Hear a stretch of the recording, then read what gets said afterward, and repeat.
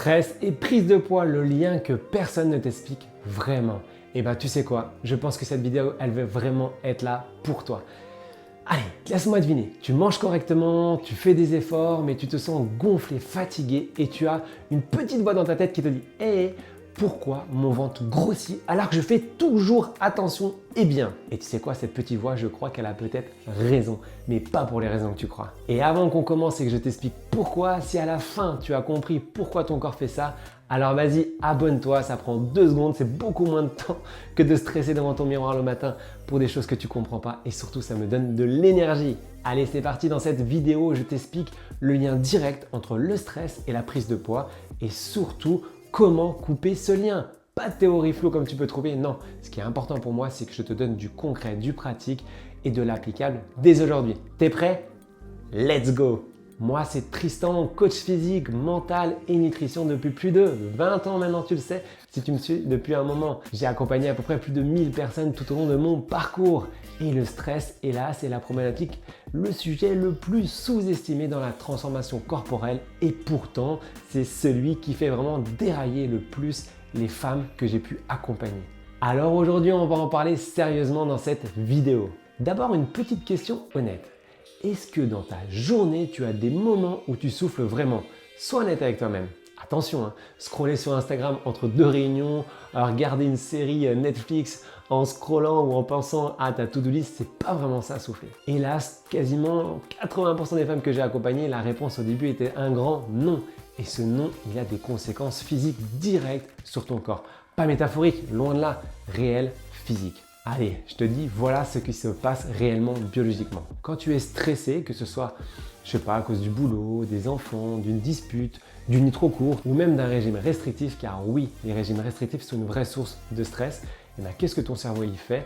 Il envoie un signal d'alarme fort. Et ton corps, qu'est-ce qu'il fait? Lui, il répond en libérant du cortisol, cette fameuse hormone de stress, mais surtout, on ne le sait pas, c'était une hormone de survie. Allez, j'aime bien partager un petit peu l'origine de ça. Dans la préhistoire, elle servait souvent à fuir les lions ou une menace. Et en fait, qu'est-ce qui se passe? Ton corps libère du glucose dans le sang pour avoir de l'énergie directement et immédiate. Et il coupe du coup les fonctions non urgentes, que ce soit la respiration, le système immunitaire, la récupération. Et il met vraiment le paquet et tout sur le système en mode combat. Et c'est bien, ça nous permet de survivre. Mais le problème, c'est que ton cerveau, lui, ne fait pas la différence entre le fait que tu te fasses attaquer par un lion ou que ce soit un email stressant, une dispute avec ton conjoint. Et qu'est-ce qu'il fait? Il déclenche exactement la même réponse, le même processus. Et quand cette alarme sonne en permanence, tous les jours, toute la journée, attention, le cortisol reste chroniquement élevé et il est là le danger.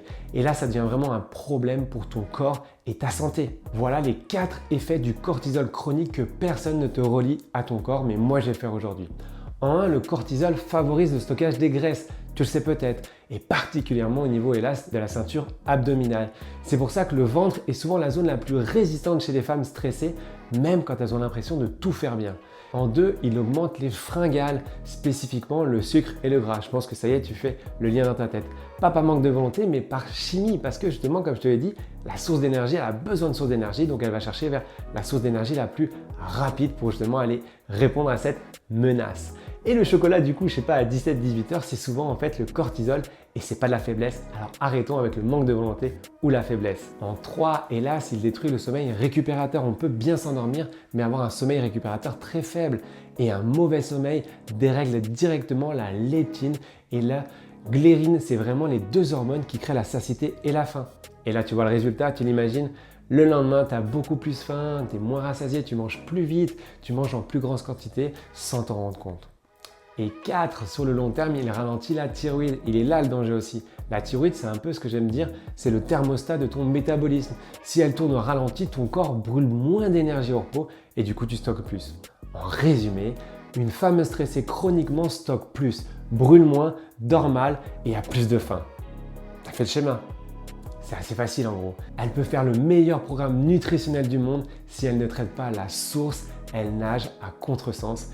Et comme tu le sais, en tant que nageur professionnel, ça ne fonctionne pas.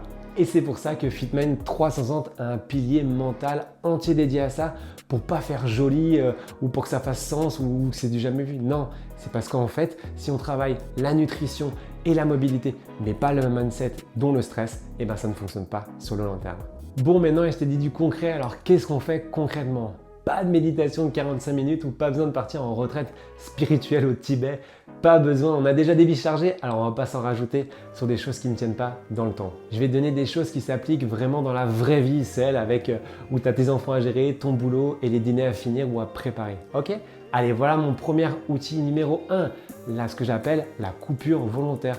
Ton système nerveux avec tout ça, t'imagines bien, il a besoin de signaux clairs que le danger est passé et il ne peut pas le deviner, c'est à toi de lui dire et tu dois lui donner cette information. Donc concrètement pour ça, il faut faire quoi? 10 minutes par jour où tu fais quelque chose qui n'est pas productif. Exemple, marche sans téléphone, boire ton petit café, c'est ok, mais en regardant la fenêtre, la nature et en te connectant sur le moment présent, rien d'autre. Prends le temps de respirer. Tu peux aller aussi dehors, respirer 5 minutes. Voilà, c'est pas grand chose, mais ça suffit pour faire la différence. Et toutes ces petites choses-là, c'est pas pour la forme, c'est vraiment pour dire à ton cerveau, ok, on est en sécurité, tu peux vraiment baisser l'alarme, il n'y a pas de danger. Maintenant, l'outil numéro 2 que je te propose, la respiration type cohérence cardiaque, c'est vraiment de l'or en barre. Je sais, ça tend un peu de développement personnel, mais ça n'a rien à voir, je t'assure. Là, on est vraiment sur du pragmatisme. Les données sont là, 5 minutes de respiration contrôlée, 5 secondes d'inspiration, 5 secondes d'expiration, idéalement en position assise avec le dos droit, Fais vraiment chuter le cortisol de façon mesurable. Fais ça 3 fois, idéalement par jour, mais déjà une fois, c'est juste magique. Pourquoi je dis 3 fois? Parce qu'en fait, il a une temps d'efficacité généralement théorique de 3 à 4 heures, voilà pourquoi. Mais mon conseil, fais-le déjà une fois, ça va te changer la vie. Mon outil numéro 3, la règle du sommeil non négociable. Le sommeil, c'est le levier le moins sexy et pourtant le plus puissant de la transformation et la gestion du stress. En dessous de 6 heures à 6h30 de sommeil récupérateur, donc global, tous les autres efforts sont diminués de 30 à 40%. Ce n'est pas une opinion, c'est de la physiologie. 1 heure de sommeil en plus vaut souvent beaucoup plus que 1 heure en salle à s'épuiser. D'accord? En plus, c'est 1 heure de perdu souvent, surtout si tu es déjà en déficit chronique. Ça, c'est important que tu te le mémorises. Allez, mon outil numéro 4, c'est quoi? Arrête de faire de la nourriture une source de stress supplémentaire. C'est un peu le paradoxe que je vois tout le temps.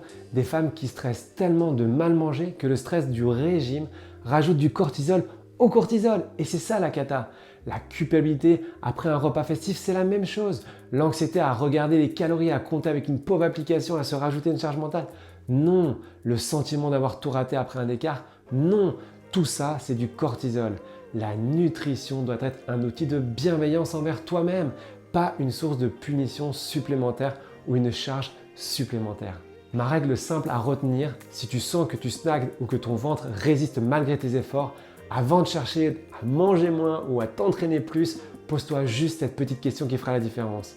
Est-ce que mon niveau de stress est sous contrôle en ce moment? Souvent la réponse est non et du coup la stagnation n'est pas dans l'assiette, tu l'as compris aujourd'hui. Elle est hélas dans la tête mais dans le corps physiologiquement. Et maintenant tu sais comment l'adresser et le régler. Voilà, tu sais que j'adore savoir ce que tu vis.